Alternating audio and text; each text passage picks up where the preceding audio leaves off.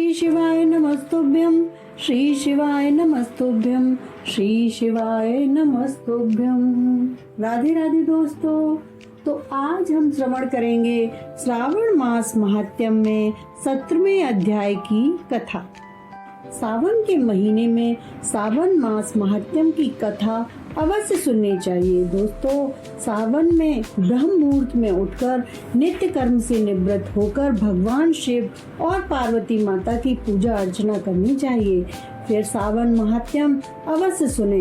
जिस प्रकार कार्तिक मास में, माघ मास में, बैसाख मास में सुबह ब्रह्म मुहूर्त में स्नान करने का महत्व है, उसी प्रकार सावन मास में भी ब्रह्म मुहूर्त में स्नान करने का एक अलग ही महत्व है।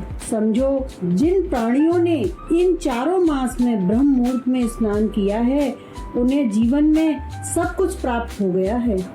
यदि आप ब्रह्म मुहूर्त में न उठ सकें तो कोई बात नहीं, सिर्फ सावन मास महात्म्य की कथाएं अवश्य सुनें। हे सनत कुमार, मैं तुम्हारे प्रेम से इस सौभाग्य उत्पादक साधन का प्रकाशन कर रहा हूँ। हे वत्स, सावन के महीने में श्री शुक्ल पक्ष की सप्तमी के दिन अधिवासन करके सब अर्चन का सामान संचित करें। देवी के प्रति उक्त युक्ति द्वारा गंध, पुष्प, फल और नाना प्रकार के नैवेद्य आदि सब एकत्रित करें। आभूषण, वस्त्र आदि भी संचित कर लें।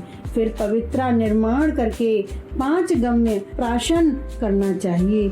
चरु द्वारा दिग्वली अधिवासन कर रमणीय कपड़ों से पवित्रा का आच्छादन करना चाहिए। 100 बार देवी के मूल मंत्र से अभिमंत्रित करके संपूर्ण शोभा युक्त इस पवित्रा को देवी के सामने स्थापित करना चाहिए। देवी के लिए सुंदर मंडप बनाकर उसमें देवी को बिठाना चाहिए। रात को देवी जागरण करना चाहिए। उनके सामने नृत्य और गायन भी करना चाहिए। अगले दिन प्रातः काल स्नान करके देवी का विधिवत पूजन अर्चन करना चाहिए। उसके बाद स्त्रियों तथा ब्राह्मणों को भोजन कराना चाहिए, दक्षिणा देनी चाहिए। हे सनत कुमार, यथाशक्ति नियमों का पालन करके राजा को जुआ, स्त्री और शिकार, मांस का बड़ी दृढ़ता से त्याग करना चाहिए। द्विज तथा आचार्य को स्वाध्याय और वैश्य को व्यापार और खेती का कार्य 5-7 दिन नहीं करना चाहिए। ऐसा ना कर सकें तो 3 दिन, 1 दिन या आधा दिन अपना कारोबार बंद रखना चाहिए।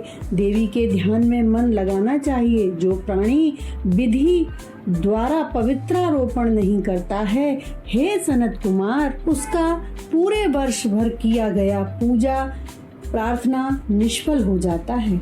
मनुष्य को चाहिए देवी परायण होकर शुक्ल पक्ष की अष्टमी के दिन देवी के लिए पवित्रारोपण करना चाहिए। इसे न करने पर दोष होता है, क्योंकि यह नित्य कर्म है। सनत कुमार ने कहा, देवादिदेव महादेव, आपने जो पवित्रारोपण कहा है, हे स्वामी, उसके निर्माण की विधि और उसकी सही विधि को कहें। ईश्वर ने कहा, हे सनत कुमार, सोना, तांबा, चांदी, विशेष रेशमी वस्त्र, कुश या काष्ठ से निर्मित ब्राह्मणी रुई से सूत काटे। सूत्रों को त्रिगुणित पुनः त्रिगुणित करने पर उनको 360 गुना उत्तम पवित्र कहा गया है। 360 सूतों को उत्तम, 270 को माध्यम और 100 को 80 सूतों को अधम कहा है। 100 ग्रंथि का उत्तम, 50 ग्रंथि का मध्यम और 36 ग्रंथि का पवित्र कनिष्ठ होता है। या 6, 3, 4, 2, 12, 24, 12 और 8 ग्रंथि का पवित्र निर्णय करें, या 108 ग्रंथि का उत्तम चयन करें। ग्रंथि का माध्यम, 27 ग्रंथि का कनिष्ठ पवित्र होता है। देवी की नाभि सीमित पवित्र कनिष्ठ, जांघ तक मध्यम, जानू तक पवित्र होती है। इस पवित्र की सब गांठों को केसर से रंगें तथा सर्वतोभद्र वेदी पर देवी का अर्चन कर देवी के समक्ष कलश तथा पवित्र बांस पात्र रखें। 3 सूत्रों में ब्रह्मा, विष्णु और शंकर का आह्वान करें। 9 सूत्रों में ओमकार, सोम, ब्रह्म नाग, चंद्र, रवि, ईश और विश्व वे देवा का आवाहन पूर्वक स्थापना करें। अब ग्रंथियों में देवों के स्थापन की विधि कहूँगा।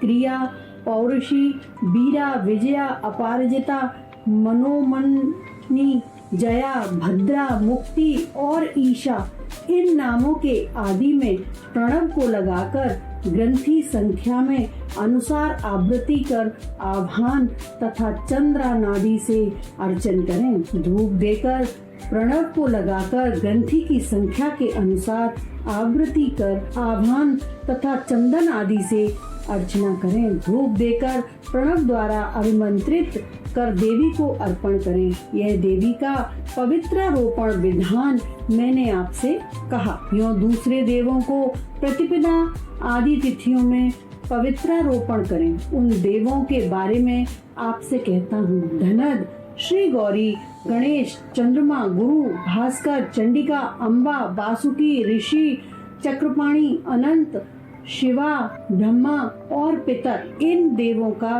प्रतिपादिता आदि तिथि में अर्चन करें। यह पवित्रारोपण प्रधान देवों का है। उनके अंग देवों को 3 तार वाला पवित्र समर्पण करें। ईश्वर ने कहा, हे विप्रेम, सावन महीने के दोनों पक्षों की 9वीं तिथि के दिन जो कुछ कर्तव्य है उसे कहूँगा। हे विप्रेम, 9वीं के दिन यथाविधि कुमारी नाम वाली दुर्गा का पूजा अर्चना कर नक्त व्रत कर दूध और शहद मिला हुआ भोजन करें, या दोनों पक्ष की 9वीं को उपवास कर कुमारी नाम से चंडिका का निरंतर पूजा करें। जो उत्तम भक्ति द्वारा श्री दुर्गा का पूजन कर लेता है वह जहाँ गुरु निवास करते हैं उसी परमोत्तम लोक में जाता है। हे सनत कुमार, मैंने आपसे 9वीं का ये विधान कहा है। इस प्रकार श्रावण मास महात्म्य में 17वां अध्याय संपन्न हुआ। कल एक नए अध्याय के साथ फिर मिलेंगे। हर हर महादेव, हर हर महादेव, हर हर महादेव।